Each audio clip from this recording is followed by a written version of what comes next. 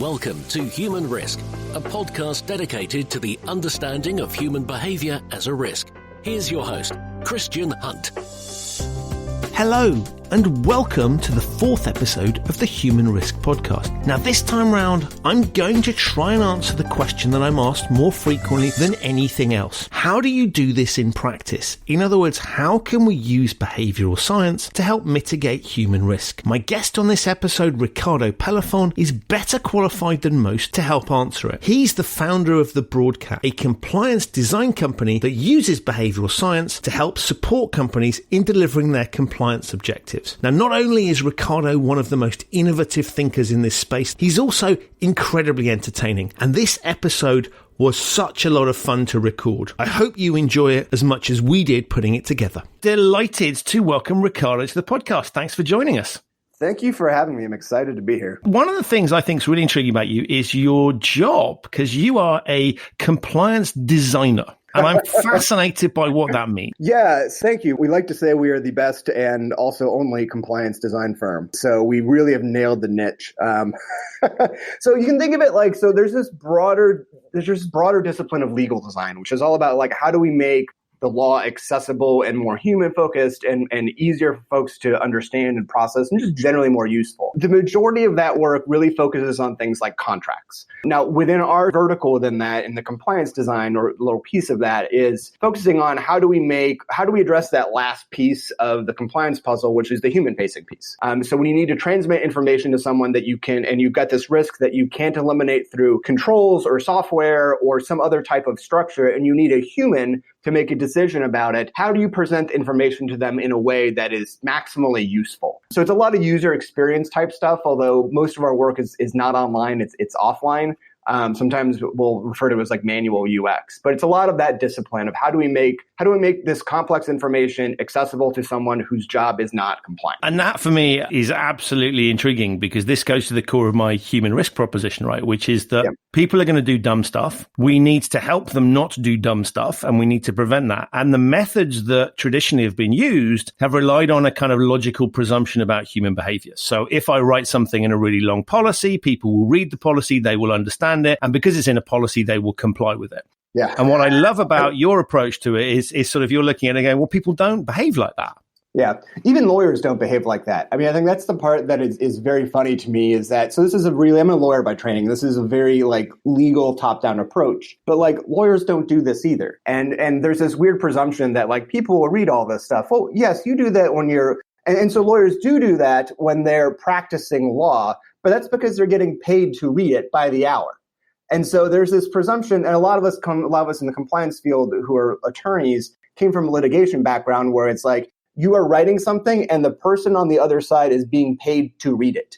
And so like that's just a totally different set of assumptions. But like when you actually look at it, what attorneys do outside of like where they're billing time, they don't do this either. I mean, the analogy that I've used that seems to resonate with the legal and compliance crowd is tax compliance. And so you've seen me do this live where it's like, okay, so everyone raise your hand if you want to pay the right amount of money in taxes. Like you want to pay not too much, not too low, like you want to pay your fair share of taxes. Everyone raises their hand. And then it's like, okay, put them down. It's like, okay, so raise your hand again if you want to be a tax expert. And like, no one raises their hand. And it's like, well, it's the same thing with all these other areas where like, it's not that employees don't want to comply with anti-corruption, AML, fraud, whatever the substantive risk is, right? It's not that they recognize that they can't be experts in everything. And so there is this really weird assumption about human behavior that went to a lot of the traditional approach to this. I think first that people are machines and highly logical, and so they'll just follow stuff. And two, that being a good person means they're going to invest the energy in becoming an expert in some very narrow area of law that may have nothing to do, no obvious application to your job. The tax analogy is a way to kind of like help people understand that's not true. Like you're not a bad person if you want someone to just say, here's how much money you should pay the government. Like you don't want to be an expert in the law. You're happy to pay your fair share. You just want someone to tell you what that is. One of the most frustrating things about tax compliance is just figuring out what that number should be. That's a way seems to be a fairly morally neutral, value neutral way for people in this discipline to understand like, oh, okay, I don't do that either. I just want someone to tell me what to do. And doesn't mean I'm a bad person, just means I know I can't be an expert in everything. At the same time, I saw you do that tax thing in front of an audience, and it genuinely is the way he's described it. You also talked about training and kind of that. Could you just sort of tell that story again? Because I thought it was a lovely way of articulating how we learn things and how things are presented to us. Yeah, I think so. I think the point you're talking about is our work at Broadcat. A lot of it falls or would normally fall under the training and communications box. Part of the reason we talked about it in terms of design and compliance design is because a lot of people have a very narrow understanding of what that is, of what training and communications is. And we definitely don't fit that traditional mold. But the point I made was that part of the reason that most compliance training doesn't work is because it's just not training at all. It's education. And understanding the difference between those two is really important to kind of understand what people need. And so when I say training versus education, let me unpack that a little bit. So the training is like after you are trained on something, you should have acquired a skill that you can now use. Like I now know how to do this correctly. The vast majority of compliance information transmission really does fall in training. So it's something that's like, it's not a core part of your job.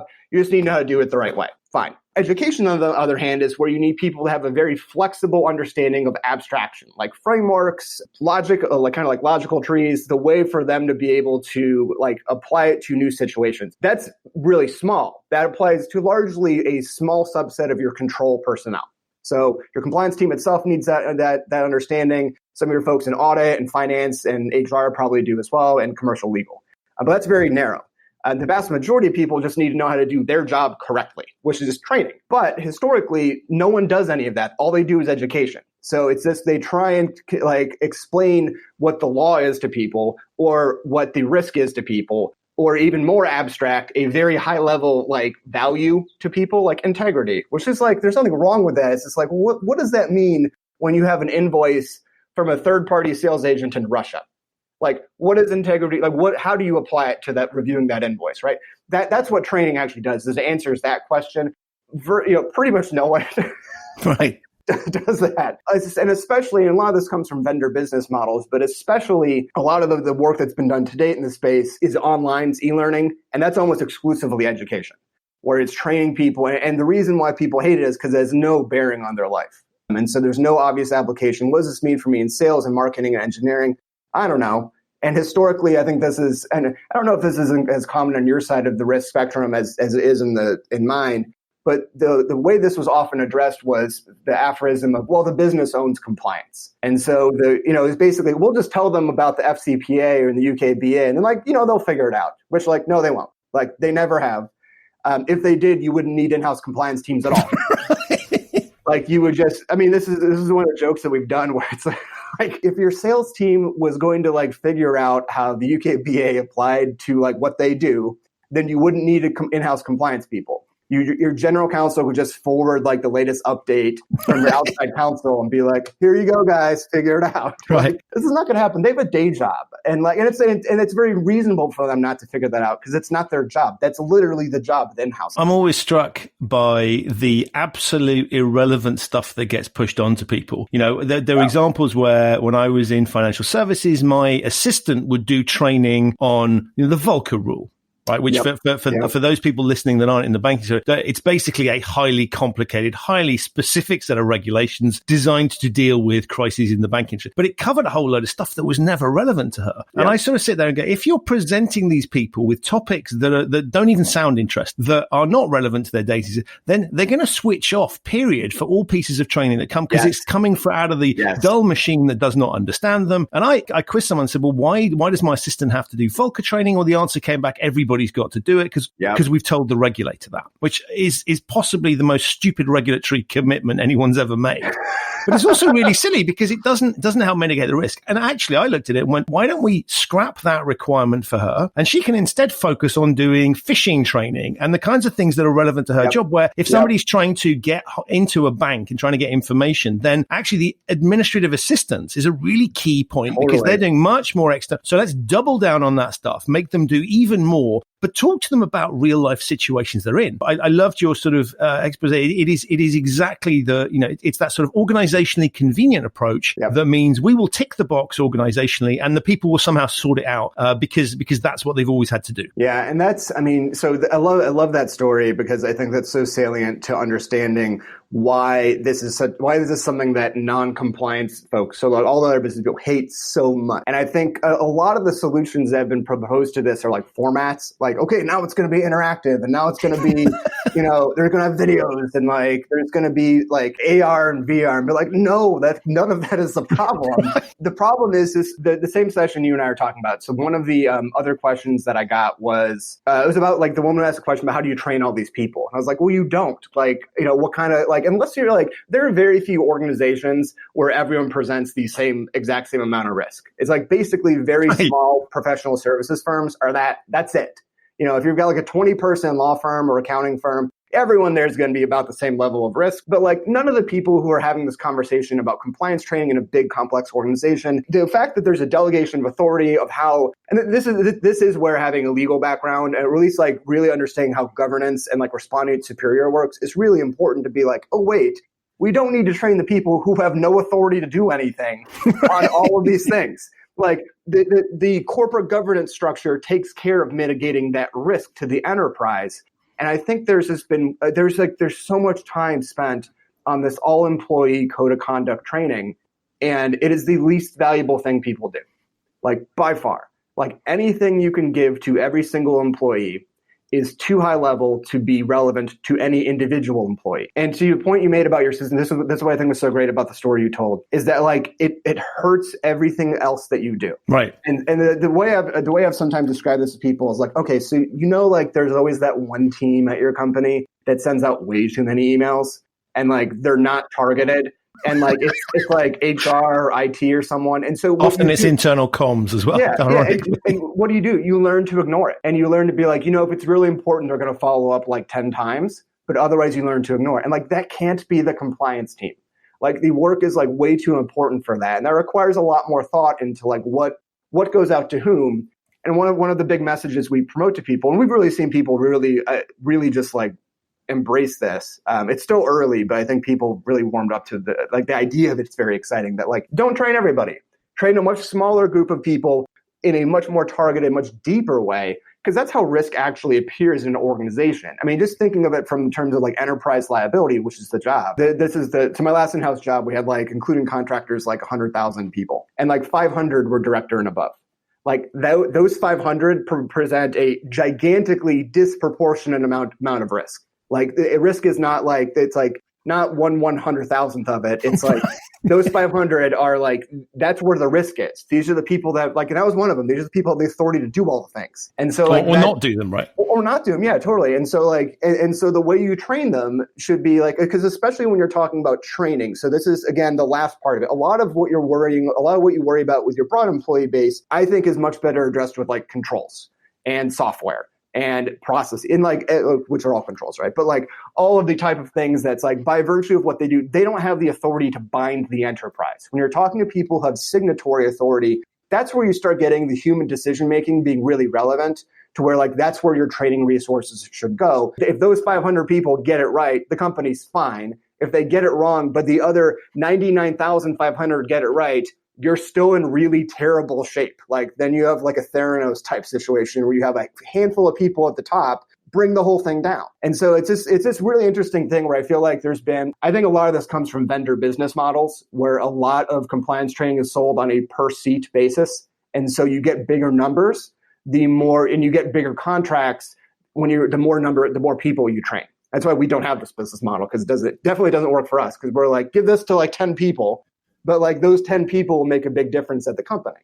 But when you look at e-learning, a lot of that pricing model is based on how many people are at the company. And so it's just kind of artificially inflated what type of communications flow down to people. And I think it really, really hurts the compliance effort overall when people get irrelevant information, they learn to ignore. They learn to ignore the source of it. That's a really interesting way of putting it. And I think, I mean, you're to your point. I'd never really thought about the kind of delivery of this stuff and number of seats. But you're absolutely right. And it's looking at each individual person in the firm as a unit of risk, and that's correct. But they're not equally weighted units of risk in all different in different aspects. And yet that's the way it's done. And there's this sheep dipping mentality that goes, let's get as many people through the machine as possible because, and this is the bit that's really flawed, because then we're covered, then we're okay. And I think it's interesting to watch. Technically, you are covered to the extent that you can say everybody's done this training. But what is that worth in practice?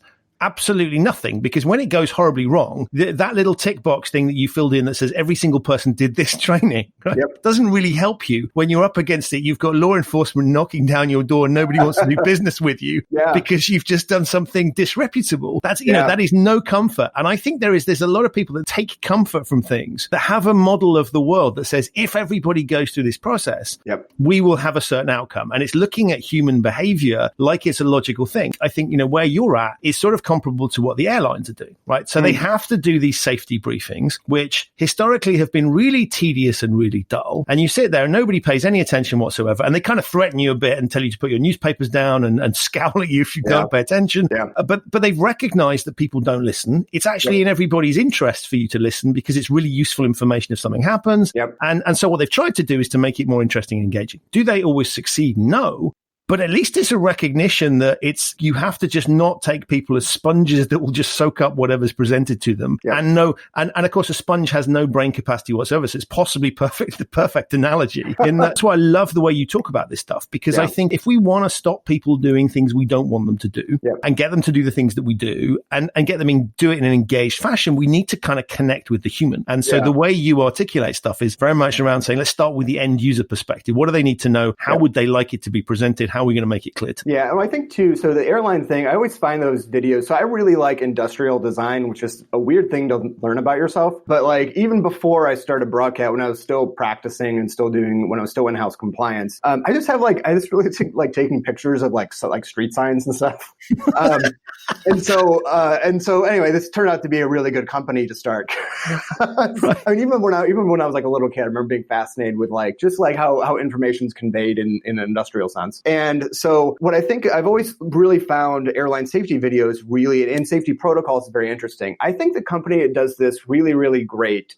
I really like how Southwest Airlines does this. And I think, and the reason I say that, they still do it largely manually, because they don't fly much internationally. So they usually don't have entertainment in the back of the seat. And so let me give you kind of the pro and con. So the con of that is that like there's a human element to information transmission. So you always have the risk that like it's not on brand, or it's not being delivered in a way that really hits things correctly. And so that's where the videos do things really well, is they scale exactly the message you want to give.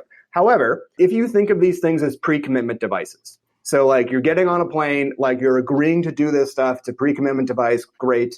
But by having a person still do it, and by giving their employees a lot of leeway to be kind of like goofy or silly, you've probably seen videos of them doing this on YouTube. You have this element of novelty that means people don't get acclimated to I say acclimated in a very harsh way, I've realized after recording myself on video. So I'm sorry if you're listening to that and I just blew out your speaker. But like, so anyway, one of the things we know pre-commitment devices work. What we don't know is how long they work. And the assumption is that there's some type of decay period where you see the thing long enough, you start to become used to it, and then the salience of it kind of lowers. And so no one really knows how long that lasts yet. So I think what Southwest does really well is like by allowing the experience to be a little bit different each time, there is still an element of novelty that might still trigger that in you. I also will say this about airline safety videos: it's easy to overdo it. So Virgin America is no longer a company. I think it's part of Alaska Airlines. They had this incredibly well-made video that was like a song about how, like, it was a music video. It was rad. Like, it was really well done. But there was a part where I'm like, wow, if I didn't know how to do this already, I actually can't understand. It was like a robot themed part. It's like I can't understand what's being said. And the assumption in the video, and it was very self-aware video. This is why it was so awesome. The assumption is like, all this stuff before, which you probably do. So like, I don't know that it actually matters, but like, I do think there's an element to where it's like, it's this balance of like being presenting it in a way that's new and going to trigger that novelty element of it, while still kind of striking this balance. So I think a lot about like how to incorporate entertaining elements into what we do. And I'll say like our branding is very like, and like when you see me do videos and stuff where I'm doing marketing, we are much more entertainment forward than we are in our product itself. I think doing entertaining stuff in the compliance context is like really, really hard to get right. It's kind of like you can think of an analogy being like playing a sport like for fun versus to win. Like, of course you can do both, but you have to prioritize one. And a lot of times the entertaining stuff ends up prioritizing entertainment over the information transmission, which it comes at the cost of really understanding what's going on, or people will remember the funny part, not the part that's salient. So I do want to say one thing when we're talking about, people getting comfort from feeling like they like sent out to everybody, right? So it's interesting, and I don't know how many people have kind of thought this part of it through, but like the company would be okay, the person would not. And so from a self-preservation perspective, here's how this stuff plays out. So let's say you do this whole, you push all this training to everybody. It doesn't really work because you're pushing it to too many people. It's not focused, but you can tick a box. So let's just assume, I don't think this is true, but let's just assume that ticking the box got you to where you get a pass from the government. You still had some gigantically expensive investigation and negotiation and settlement with the government. And as a result, you're usually like the person who is at the helm, the compliance officer, is probably the person who's going to, get the opportunity to seek exciting new employment somewhere else. Because the thing still happened. And so right. Yes, they were doing stuff, but all that stuff is a cost. So they were incurring costs and what they didn't work. And so, I think if you see how these things play out, just from a self-preservation perspective, that might get the company off, but it's going to be a career ender for you. So like doing stuff that you think is going to be more targeted and likely to prevent, like the goal is preventing the stuff in the first place, not assuming it's going to fail and just try to mitigate it. Because then the person that's going to get stuck holding the bag is you, the person that set all that up. And so I always think that's a really interesting dynamic that I think people think about it, but like not in terms of like what's good for the enterprise is that the stuff doesn't happen in the first place. That's also what's good for you. If it happens and you get a pass, that's really bad for you. Because like you're still the person that incurred all that cost because you're doing stuff that didn't work. Yeah, and I it's interesting when you talk about that because I think often the way training is presented from that organizational perspective, right? So you get some wording that it talks about how important it is for the organization. Yep. They don't often talk about how important it is for the individual. And there are lots of regulations where you're right, individual liability will kick in. So if something goes wrong, they won't just stop at the corporate body. They'll come, and I'm thinking particularly of the banking industry that I know well, they're going to go behind that and they're going to go, who was, what were people doing behind the scenes and whatever. And so there are plenty of restrictions. For example, in a bank, you are restricted on what shares you can trade. Yep. And the logic being that banking has inside information and there's conflicts of interest. And so you need to kind of control that. And often people look at it and go, they're stopping me from trading stuff, they being the organization. But actually what's not understood is that it's protecting the individual, because if it looked like you were engaging in insider dealing, it would be quite helpful to you to have a form of protection around that, to be able to say, well, no, I'm not, because I've complied with the firm's regulations and they've double checked. So there's personal preservation that's associated with that. And therefore the rules benefit individuals and the organization. Now, the organization never thinks to communicate in those terms. It's always kind of, we require you to do this. At no point is there an effort made to say to the individual, we're covering your backside with this as much as ours, particularly where you've got the danger in the 21st century of reputational risk that comes from looking like you're doing something you shouldn't. So it doesn't kind of matter. If you've dealt with, in a stock that your firm had inside information on, it's very difficult to prove that you weren't in that loop. So much better to cover yourselves and have the firm-wide protection. But if it's never presented in those terms and it feels like another piece of bureaucracy to cover the firm's backside, then I think people rebel against that, because we're all fed up with, particularly if it feels like the dynamic is, I, organization, am protecting myself from you, untrustworthy employee. I put in place all these things, a little bit like those annual attestations that many firms have that say to people, have you complied with all the rules last year or this year? Right? Who on earth in their right mind is going to say, oh, do you know what? At this point, I'm going to confess that I haven't. Yeah. Right? It's all, but because people look at it and go, this is the only reason I'm doing this is so the organization can fire me if it discovers I've done something wrong. Yeah. That is not a positive form of engagement. And I think so many of these things, you're right, there is a personal angle on it, but it's never communicated. Yeah. And that's because the structure of these things, it never thinks in those terms. Yeah. It starts with, I need to protect this organization. and they will just do as they're told. And I think there's a whole host of things that if you could incentivize people to think about it differently, then you just get much better. You get higher quality of compliance, you get more willingness, more engagement. And I thought the other point I wanted to pick up on was you were talking about fun. I think so often people associate seriousness of subject matter equals we have to present in a serious way. Yeah. And I think there's a fine balance. And I agree with you that it's difficult to if you go out to try and be funny and you're not naturally funny, it's going to come off really bad. We had a blog post a while back that was like, should you have your CEO like do the video intro for your code or whatever, right? It's like, I don't know, is your CEO good on camera?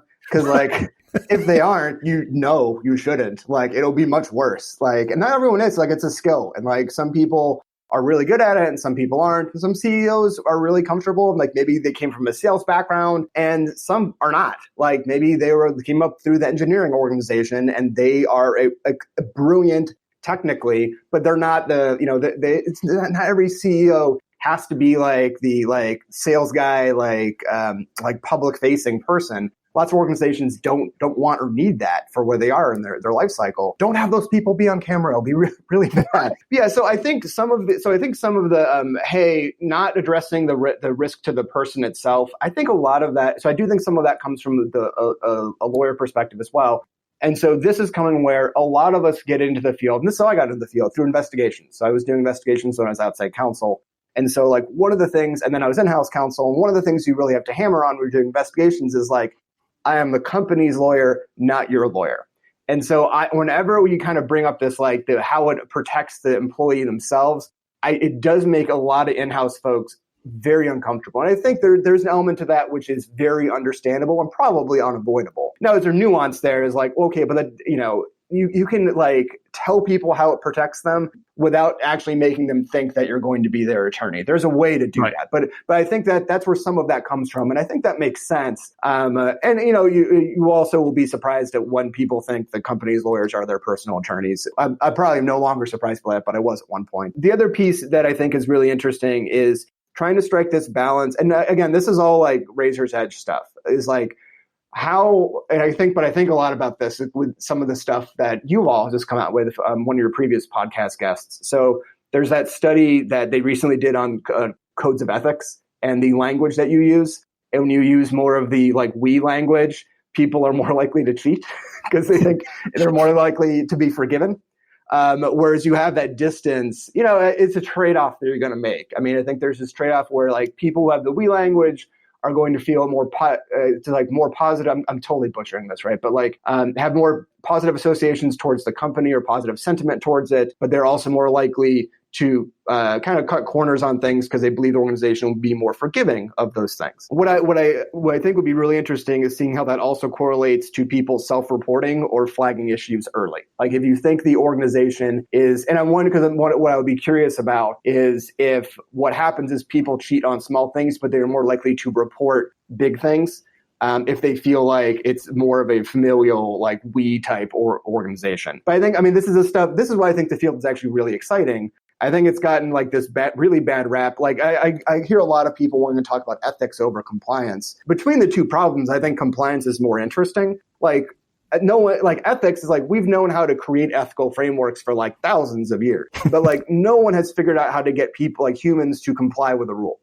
Like that is extremely, and we're only just starting to see research come out on this with the emergence of behavioral economics and now behavioral ethics. And so I think that's where I feel like this is to me, and part of this is personality driven, right? But like, to me, I think this is a much more exciting problem because we don't know how to do it yet. And so this is where I think the field is like really, really interesting because how do you get people to do what you want? Like that's a problem that no one has figured out how to do. And the more we learn about how people really behave, the more we understand our previous assumptions were wrong.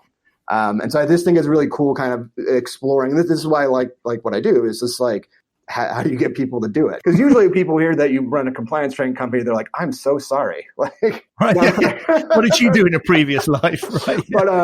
But I think, it's just it's a different approach to it. I do think if your approach to compliance training is like, this is your SCORM compliant anti-corruption course, and it's going to tick these 3 boxes. Like, yes, I understand how that's very dull. But if you're viewing it instead as like, okay, well, anti-corruption actually means these 20 behaviors, they sit in here in complex organizational process. How might you integrate that and what's the cadence for updating it so that, there's some element of novelty so people continue to look at it and understand it? That is very interesting. And that's all the type of thing that like no one has really figured out yet. And that's where I think the field is going, which is really exciting to see. And seeing it evolve over the last couple of years to move in that direction is very, very exciting. And I think your point on scenarios is spot on. I mean, the number of training things I've been on in financial services where it starts with something like so-and-so has arrived with a briefcase full of gold, right? Right. And you sort of go, yeah, I think even my slightly idiotic brain would have picked up on the fact that something slightly strange is going on here.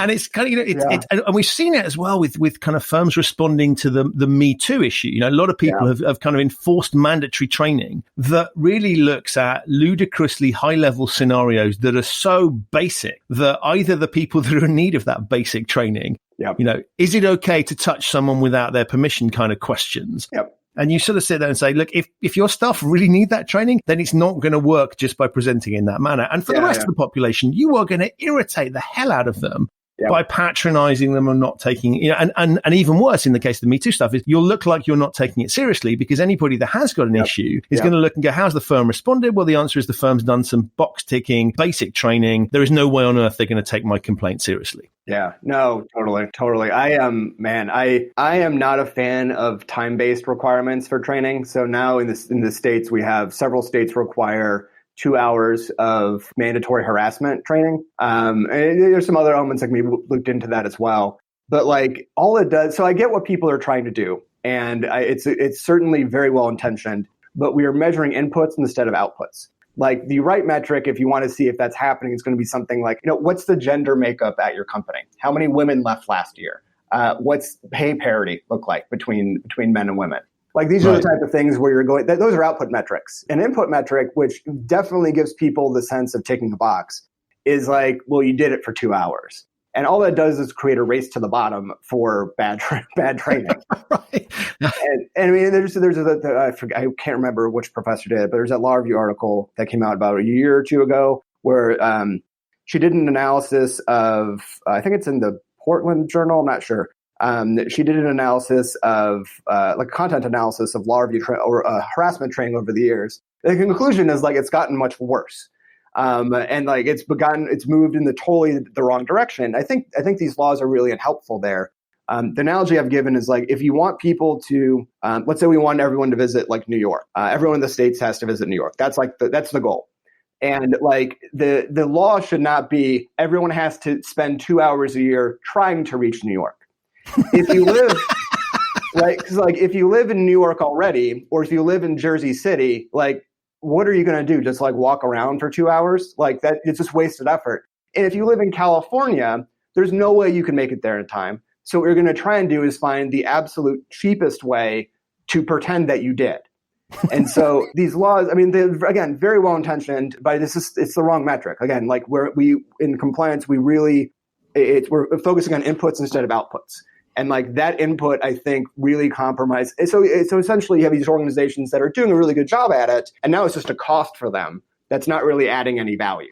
And you have other ones that they need a lot more than 2 hours because like they have systemic problems, and the 2 hours gives them this cloak, this like fig leaf of compliance and fig leaf of caring about it because like they comply with the law on it, but they have much deeper issues. So, I mean, it's really easy to take pot shots at this stuff because everyone's trying to figure it out. But I do think that like input metrics are really, really unhelpful, and like time-based requirements are really, really bad. It's a really bad metric to require people to sit through something for a certain amount of time. And it really, and I think I may have done this on the last blog post we did on videos, but like it really incentivizes bad harassment videos in particular as a medium, because it's a way to control how long someone's viewing it.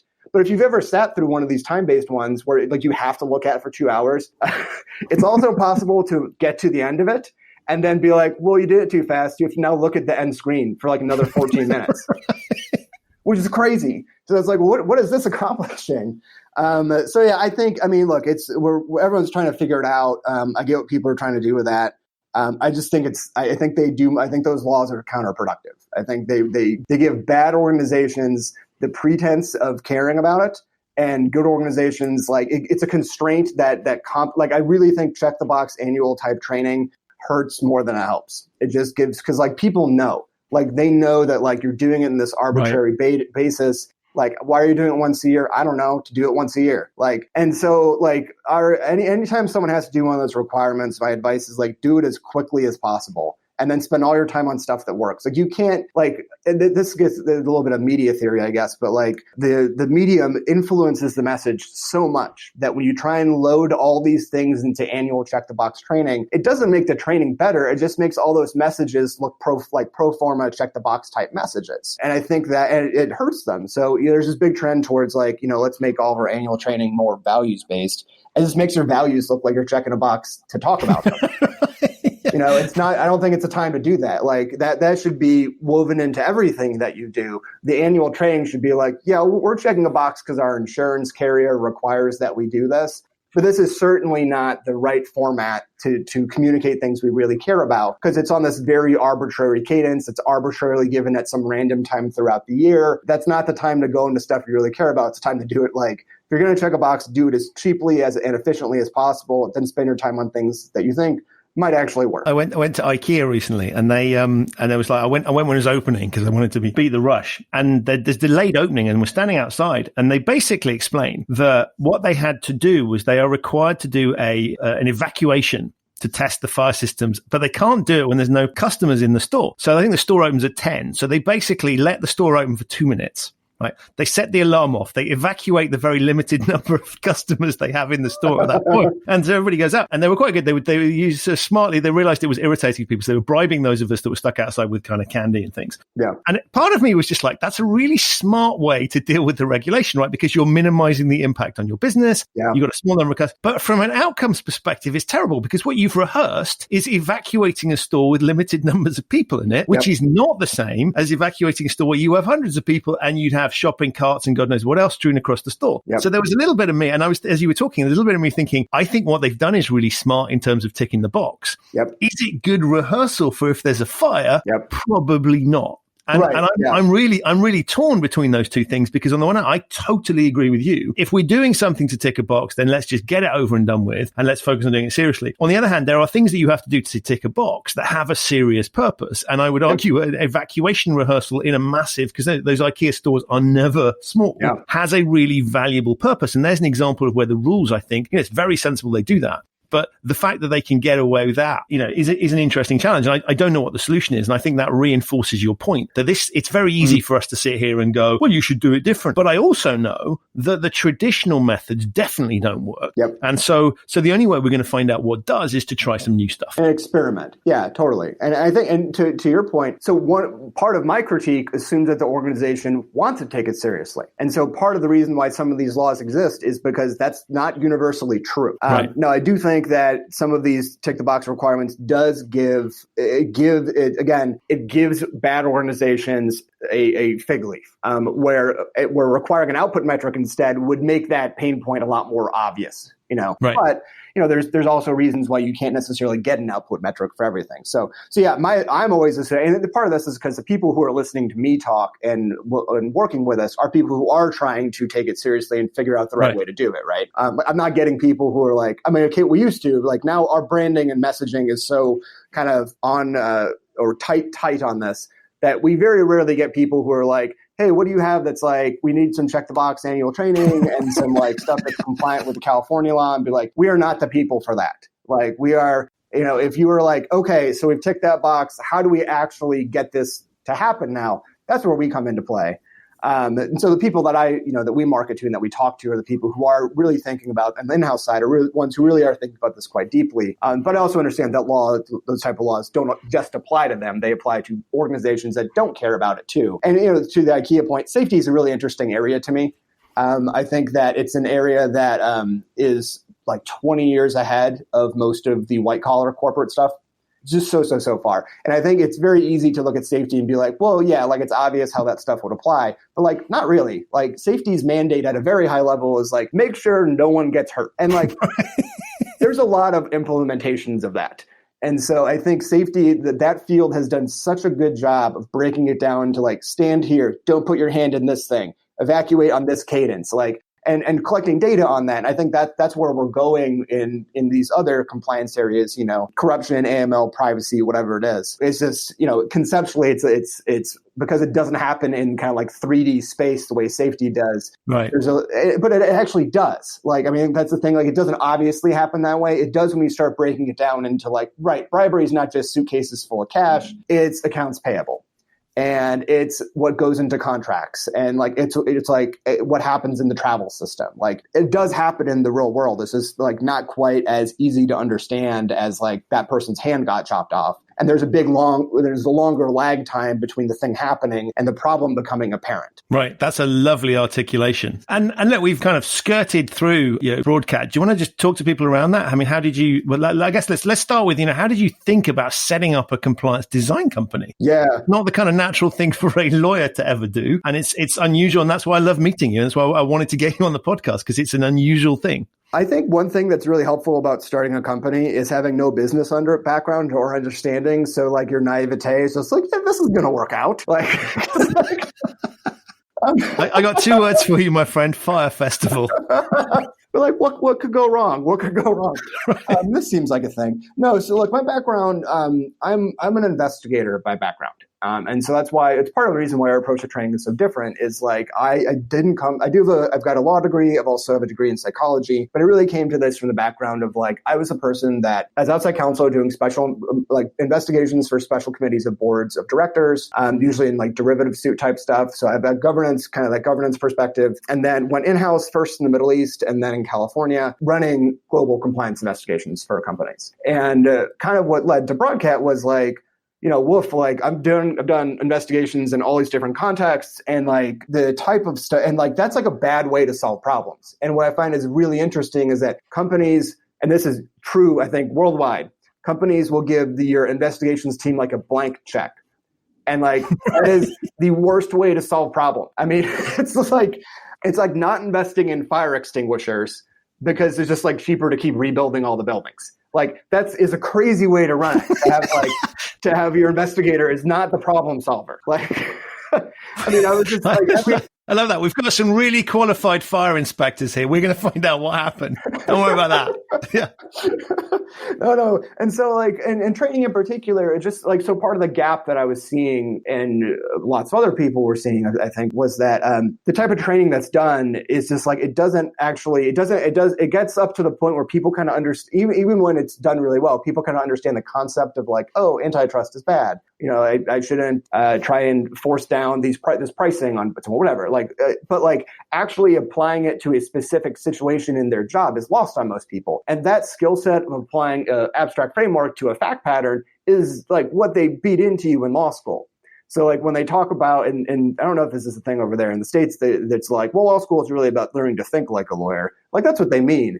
Is like, it's beating into you of how to apply abstract rules to fact patterns and spot issues correctly. And like, that is no one else's skill set. Or it is in different contexts. Like in sales, for example, like you still have that skill set, but it looks very different. It's not in the concept of like abstract risk. It's a lot more of like, oh, there's a potential deal here. This person might be a roadblock. It's just very, very different. Same thing for all the other disciplines. And so what I started doing was like, okay, what if I just like, instead of me flying all over the world to try and solve this stuff, what if we just told people this is how to do this part of your job the right way? Because like, it's often in investigations, like no one intended to do anything wrong. Like very rarely do you have a true bad actor, and there no one cares how much money you spent because like everyone's like, yeah, we got a bad guy. But like more often than not, it's a near miss, or it's someone that meant to do the right thing but didn't issue spot correctly. And like disciplining person for that sucks. Like it's just no one feels good about it, and no one feels good about spending couple $100,000 in outside counsel to go fly around the world and do this stuff with you. Like it's terrible. And so a lot of the stuff, I mean, and it's really tracks. If you read the book, I'm sure you have the Checklist Manifesto by Togawande, talking about like how they applied that kind of thinking to pre-surgical procedures. a lot of it's just like, what if we just give people checklists on how to do these parts of their job? The same way everything happens in medicine, in the military, and aerospace. And yes, compliance is complex, but it's not any more complex than keeping a piece of metal like screaming through the air in the air, or like piloting like a submarine. Like all that stuff runs on checklists. And it's not because people don't know what to do. It's because it's often because they just forget. And they've got other stuff going on. And the compliance overlay of it, so that's what we try and integrate. So what we do is we kind of did this process of like systematically mapping out like where does all this stuff happen, and then built out like, awareness materials and things to help drive people to those core things. But our big niche is really like the one-page job aid, which is like a checklist or a flowchart or some type of visual tool for someone to use when they're doing the job. And that was the other thing that it actually had to, like a couple of years ago, it took a while for people to get warmed up to this. Now we get people that are old, we get job aids have kind of been broadly seen in the market as like, yes, this is what we should be doing. But at the beginning, it really wasn't. Like we were doing this stuff and like, we were very fortunate to have a bunch of very early customers jump on board with us. But very often people were like, well, that's not going to count because it's not online. I was like, whoa, man, but basically part of our proposition is like, you don't get any extra credit if people memorize the stuff. They're probably not going to. And so if all of your training lives online, what that practically means is that people are going to see it at some arbitrary point in the year, forget it, and then you're going to go ding them in an investigation, which is a terrible way to run a business. And so part of ours is like, why don't you just give them stuff that they can like print out, or like you can integrate into a workflow because it's like a page. And then it just is relevant when they need it. And they can work through it as they go. Because like if they look up the answer and they get it right, it's the same effect as if they memorized and got it right, but it's much easier for them to look it up, and they're not going to memorize it. So so what we do, so essentially our business model is we have a online store essentially, where people can go get these things. The business model was new this year. Previously, this is also kind of something that we kind of hit on, is that historical. So I think a lot about how the business models and economics influence how the compliance ecosystem works. And historically, so part of that's the seat-based model. So that's really inflates the number of people who are getting trained on irrelevant things. The other was the library model. So we initially started off with a library model because that's what kind of everybody was doing. And that's where, and I was just like, okay, I don't really understand the business side of this that much. I'm really good at making content. Oh, this seems to work for other people. That must be what people like. And it's essentially, it's like a Netflix type model where like you get everything and you pay some dollar value for it. But like with the type of, what we eventually realized was that the type of stuff we were making, that's okay if you're making commodity product, like a commodified product. Where like kind of each unit within the library is functionally interchangeable, which for entertainment is absolutely the case. But for what we were doing, we're like, hey, if you use like, we've got like hundreds of things, but if you use like 8 of them a year, you are like a superstar. So licensing all of them at once made like no sense. And so we went to a model where instead people it's essentially an e-commerce model. People buy it on a permanent license basis, and they can go pick and choose what to use depending on what they're working on. So all that, you can go check all that out at complianceddesignclub.com. We've got a video tour. You can see a bunch of samples, the whole deal, if this is something that's piqued your interest as you're listening. Awesome. Thank you. And it goes without saying that the reason I've got you on the podcast is I love what you're doing. One of the best things is your videos, which are just highly entertaining. And if people want to see the inside of the 21st century compliance officer's office, then they should check out your videos, because you have some wonderful things in there. And I don't want to spoil it for people, but I think your way of thinking about stuff and your way of disrupting traditional thinking plays exactly into kind of the things I love looking at. So thank you, one, for stimulating some thought. Thank you, secondly, for providing a solution, because all too often people say to me, well, how do we do this? And I'm like, here is a potential way of looking at it. And I'm glad you're here too. I think yourself, Hui Chen, a bunch of other folks that we all talk to each other. It's so great to be able to be like, oh, also talk to this person. Right. And it's very different than when we first started the company. You'd be like, who else is thinking about this? And I'd be like, I don't know.